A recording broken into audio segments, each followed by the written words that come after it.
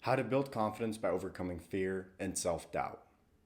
True confidence isn't characterized by the absence of fear, but rather by having a positive relationship with it. Anytime you step out of your comfort zone or take a risk, you will feel fear. That's not weakness, because fear isn't your enemy. It's a powerful source of energy you can tap into for your own benefit. Building confidence requires continuously practicing your skills until they become second nature. Whatever we want to feel comfortable doing, we must put in the effort to practice it. The actions come first, and the feelings of confidence follow as a result of that work. My own journey of finding confidence started while living in a beautiful beach area in San Diego a few years ago. From the outside, my life seemed picture perfect. I was making good money, I was able to surf right in my backyard, I spent a lot of time reading, and I was achieving all of my financial goals. On the inside, however, I felt a lack. I felt empty, and instead of looking within, I decided to set an even bigger goal, buying an investment property, and used weed to numb myself.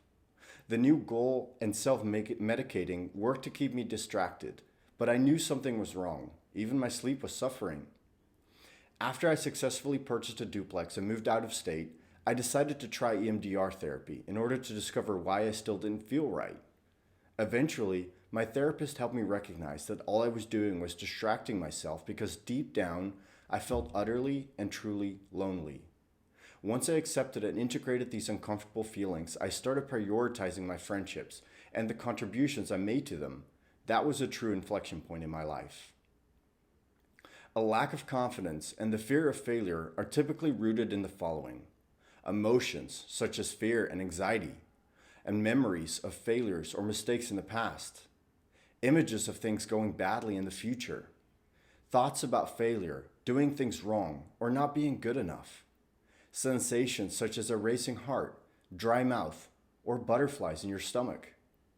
The most common reasons people lack confidence are excessive expectations, harsh self-judgment, preoccupation with fear, lack of experience, and a lack of skill. We can't stop our minds from generating negative thoughts because we evolved to always be on the lookout and be prepared for danger. Our brains are always trying to anticipate what might go wrong. This isn't a sign of a weak mind, it's a natural result of the product of evolution. The thoughts and beliefs our minds generate that make reasons as to why we can't do things we really want to can be categorized under the following: obstacles. Sometimes your mind just keeps reiterating all the obstacles and difficulties that lie in your path without offering any solutions. Or self-judgments. Your mind is constantly on the lookout for what can be improved upon, but critique and judgment aren't helpful. Comparisons. If your mind just prattles on about how others are better than you or have more, you will always feel a lack.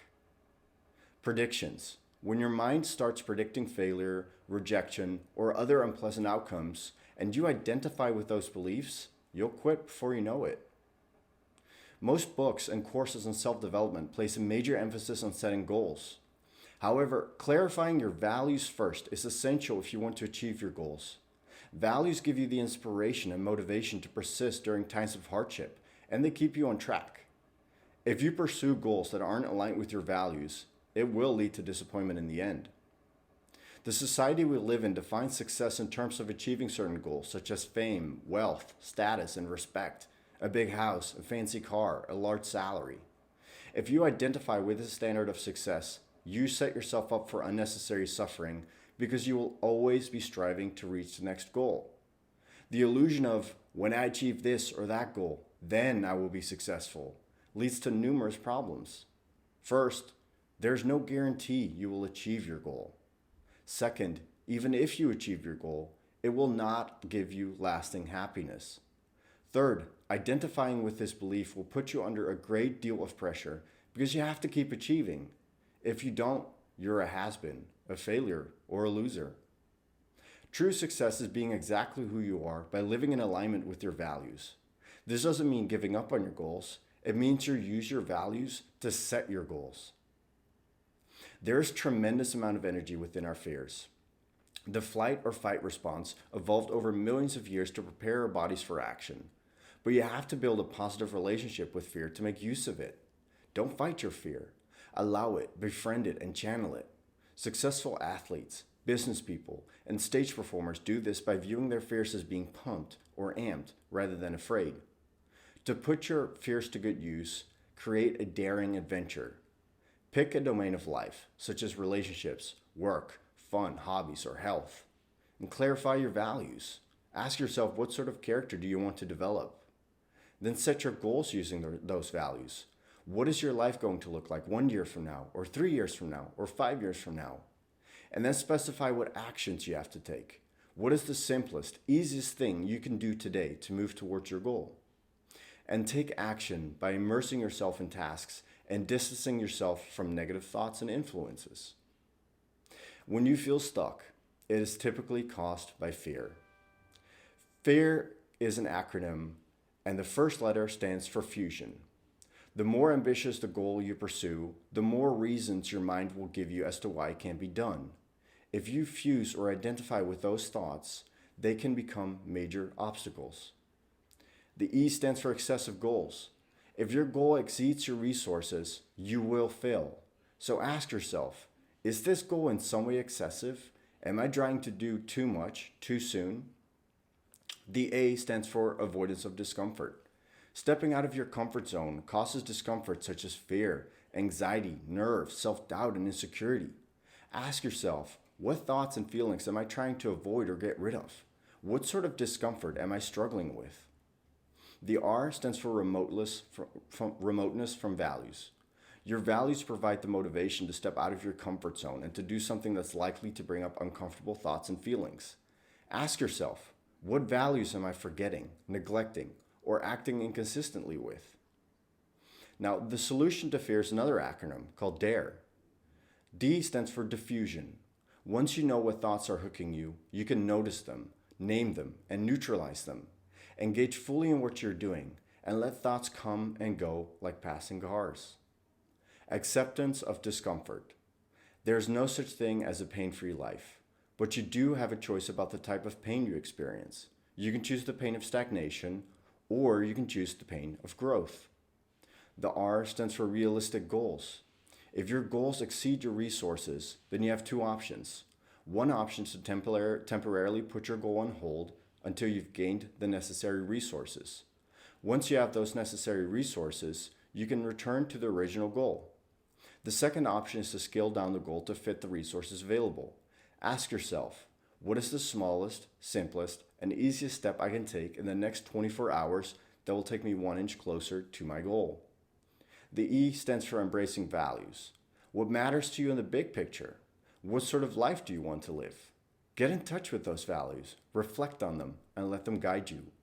When the going gets tough, remind yourself what you're standing for. There's no denying that failure hurts, but if you're willing to embrace it as a lesson, failure can be one of your most powerful teachers. Distance yourself from negative thoughts. Don't find nature by trying to get rid of them, but engage fully in whatever you're doing and let your thoughts come and go. Instead of ignoring painful sensations in your body, make space for them by observing and breathing into them. Be kind to yourself. Mental resilience, the ability to persist despite being in pain, develops through self-acceptance and the ongoing commitment to acting on core values. Be grateful for what did work, no matter how small. There were undoubtedly some things that improved over the last time you tried. Being mindful of these improvements teaches you to be kind to yourself. Pause and reflect on the results. Every failure gives us an opportunity to learn and grow. So ask yourself what you could do differently next time and get back to it once you have given yourself sufficient time to recover. No matter how negative, unhelpful, or painful your thoughts are, they will not create worry if you diffuse from them. The more you identify with negative thoughts, the more you lose contact with the world around you. Now here's what you can do to get more awareness. Grow awareness about what worrying is and how identifying with your thoughts increases feeling disconnected. Then identify the cost of worrying, such as missing out on life and not being in the present. Then distance yourself from reasons to worry. Worrying increases procrastination, impairs action, and brings about a state of stress and anxiety. Finally, distinguish worry from taking care of your problems. Identifying with negative thoughts will not help you take effective action. When you label someone as confident, You have no idea what they are thinking or feeling, but you can observe what they are doing and how they are behaving. One thing you will always notice about confident people is that they are highly engaged in whatever they're doing. Having negative thoughts isn't the problem. The problem is your internal dialogue and being disengaged from the present. Negative thoughts are normal to have. Don't waste energy trying to get rid of them. Diffuse them instead. Diffusing enables you to take effective action and fully engage in whatever you're doing. There are many techniques to diffuse from your thoughts, but they all involve the following steps. Notice your thoughts by pausing for a second and paying attention to what it is your mind is saying. Oftentimes, just being aware of your thoughts is enough to get distance from them. Name your thoughts so you can discover patterns such as worrying. Use a sense of humor or metaphors to make the process more effective.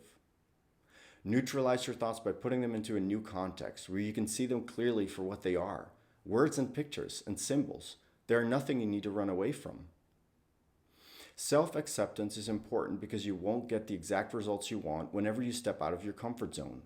When you make a mistake, your mind is typically not very kind to you. But if beating yourself up were a good way to change your behavior, wouldn't you be perfect by now? Instead of observing the outcome, get passionate about the process. If you want to develop true confidence and find the most fulfillment in what you do, you need to commit to the process, engage in it fully, and detach from the outcome. There are two modes of responding to painful emotions: autopilot and avoidance. In autopilot mode, you're at the mercy of your emotions. You aren't mindful of what you're doing, and you aren't in touch with your values. In avoidance mode, you do whatever you can to get rid of or avoid unpleasant feelings. Common tactics include distraction, isolation, and substance use. The solutions to autopilot and avoidance are engagement and expansion. Engagement is being fully conscious, living in the present, and being fully connected to whatever you're doing. It is the direct opposite of autopilot. Expansion is the opposite of avoidance. Rather than trying to get rid of negative feelings, you open up and accommodate them. The more space you can give those unpleasant feelings, the smaller their impact and influence on your life. A quick word on motivation. Having no motivation is literally quite impossible. Every action you take has some underlying motivation, even if you're not consciously aware of it. Motivation isn't some magic pill that gives you the power to do whatever you want. It's simply the desire to do it. Most of us confuse motivation with feeling good about something during times of excitement and inspiration. But this view pulls you back into the trap of trying to get the right feelings before taking action. The key to performing at your best is total engagement in the task at hand without identifying with negative thought. The more you take action of confidence, the more you can rely on yourself to step out of your comfort zone and learn from your failures. And as a result, the more your performance improves. The better your performance, the more likely you are to feel confident. But if you wait to take action until you feel confident, you'll always be waiting.